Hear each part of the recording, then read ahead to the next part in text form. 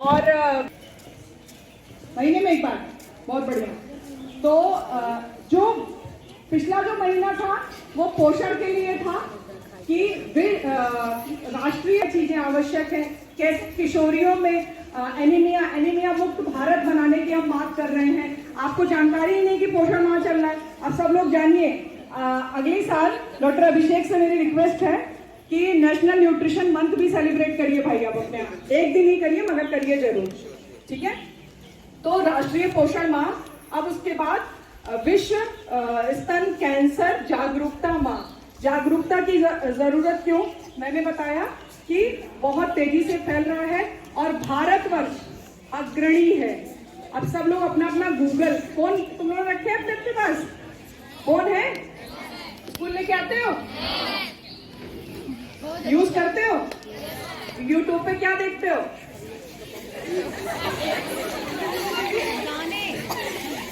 गाने ना गाते नहीं होगे ना? रील बनाते नहीं? प्रारंभिक लक्षण कैसे? पीरियड खत्म होने के 4 दिन बाद स्तन का परीक्षण 3 उंगलियों द्वारा करना है। कैसे करना है? 3 उंगलियों द्वारा।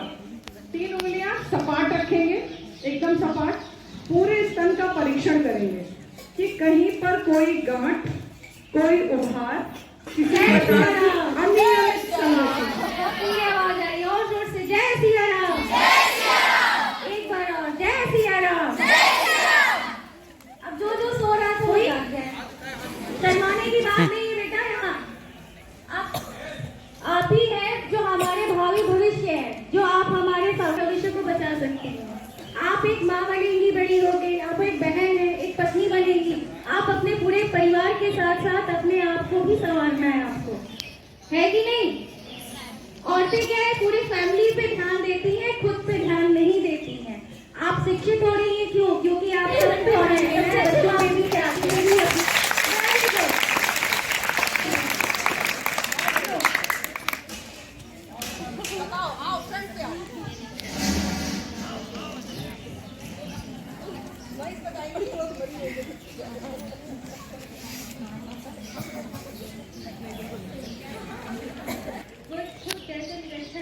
लड़कियां हो या औरतें हो या माँ या बहन हो, उन्होंने बताया कि आप तीनों उंगलियों को सटा के और अपने स्तन पे ऐसे उसको मतलब सामान्य से उसको छुए, और अगर कहीं हमें गांठ दिखाई या मतलब दिखाई तो देखिए, अगर हमको ऐसे एहसास होता है तो उसे हम मतलब अपने घर में बताएं माताओं या बहन को, और फिर वो माँ हमें या पहले हमें डॉक्टर के पास ले जाए।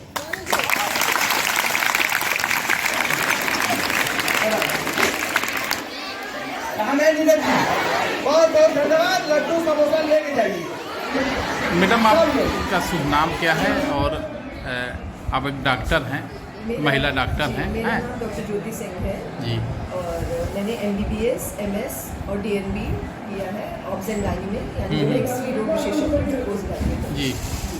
मैडम, स्तन कैंसर के बारे में आप आज कम से कम 200-300 छात्राओं को आपने समझाया और उनको जानकारी दी है। इस संबंध में आप कुछ बता दीजिए कि हमारे चैनल के माध्यम से और लोग भी इसकी जानकारी पा सकें। देखिए, स्तन कैंसर महिलाओं में होने वाला आजकल भारत में बढ़ने वाला सबसे तेज़ी से बढ़ने वाला कैंसर है, और अक्सर महिलाएं बहुत लास्ट स्टेज में इसको पकड़ पाती हैं। इसके लक्षण होते हैं स्तन में गांठ होना, या कि निपल से गंदा पानी निकलना, या कभी कभी स्तन में गांठ नहीं होती है, सिर्फ कांख में गांठ होती है। तो जब ये गांठ बहुत ज़्यादा बढ़ जाती है तब अक्सर महिलाएं डॉक्टर के पास आती हैं और काफ़ी लेट स्टेज हो जाती है। अगर हम इसकी जागरूकता, या जो आज हमने स्कूल में बच्चियों को या जो भी महिलाओं को जागरूक किया, वो इसलिए जागरूक किया कि बीमारी बढ़ने से पहले ही हमें इसे रोकना है। और उसके लिए ज़रूरी है कि हर बच्ची, हर महिला अपने ब्रेस्ट का सेल्फ एग्जामिनेशन यानी कि स्व परीक्षण करे, और जिसका सबसे अच्छा समय होता है मासिक चक्र खत्म होने के तुरंत बाद। तो यानी कि यह प्रक्रिया उनको हर महीने करनी है। मासिक चक्र बीतने के बाद अपनी उंगलियों की सहायता से अपने दोनों स्तनों को हल्का सा प्रेशर देके उनको ये देखना है कि कहीं किसी तरह की कोई गांठ तो नहीं हो रही है। और अगर उनको कुछ भी अनियमित महसूस होता है तो तुरंत स्त्री रोग विशेषज्ञ को वो संपर्क करें और दिखाएं। सर, स्तन कैंसर से अलग है, ये गर्भाशय के मुंह का कैंसर है, यानी कि गर्भाशय ग्रीवा उसे कहा जाता है। जी हाँ, गर्भाशय का भी कैंसर होता है, जिसे कि हम एंडोमेट्रियल कैंसर कहते हैं या यूट्राइन कैंसर कहते हैं, और ये गर्भाशय के मुंह का कैंसर है, जिसे कि हम सर्वाइकल कैंसर का नाम देते हैं। ये कैंसर, ये समझ लीजिए, इस कैंसर को हम 100% प्रिवेंटेबल कैंसर का नाम देते हैं।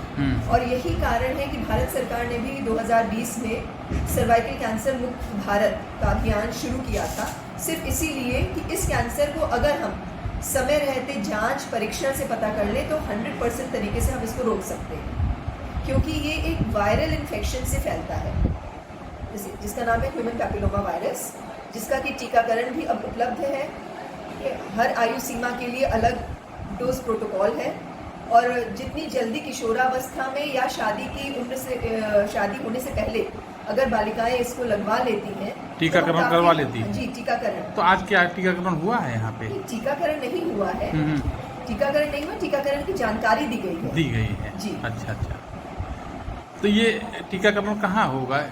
देखिए, अभी तो ये प्राइवेट, जो भी इच्छुक लोग होते हैं, जो भी इच्छुक, या हम लोग उनको जानकारी देते हैं, जो भी लगवाना चाहते हैं उनको लगवाया जाता है। लेकिन एक आध साल में, शायद आपने ध्यान दिया होगा, न्यूज़ में भी आया था 2024 फरवरी के बजट में निर्मला सीतारमण जी ने ये कहा था कि हम बच्चियों का, तो 9 से 14 साल की उम्र की बच्चियों का टीकाकरण हम यूनिवर्सल इम्यूनाइजेशन प्रोग्राम जो है, हमारा भारतवर्ष का जो इम्यूनाइजेशन प्रोग्राम है, उसमें हम जोड़ेंगे।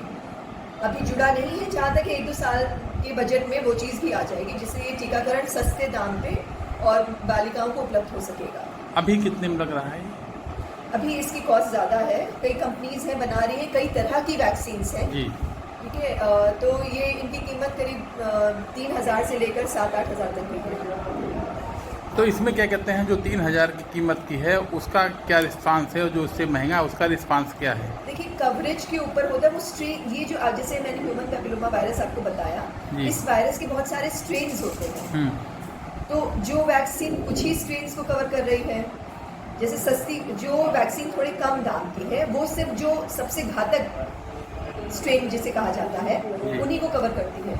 अच्छा, ये कैंसर सिर्फ सर्वाइकल कैंसर ही नहीं करता, ये और भी कैंसर करता है, जैसे कि योनि के रास्ते का कैंसर हो गया, त्वचा का कैंसर हो गया, एनल कैंसर भी करता है। तो कहने का मतलब स्ट्रेन्स बहुत सारे हैं, जो बहुत महंगी वैक्सीन है, वो करीब सारी स्ट्रेन्स को कवर करती है। लेकिन अगर हम उन 3 स्ट्रेन्स वाली वैक्सीन को ही लगवा लें तो भी हमारा रोकथाम या प्रोटेक्शन काफ़ी हद तक बढ़ जाएगा।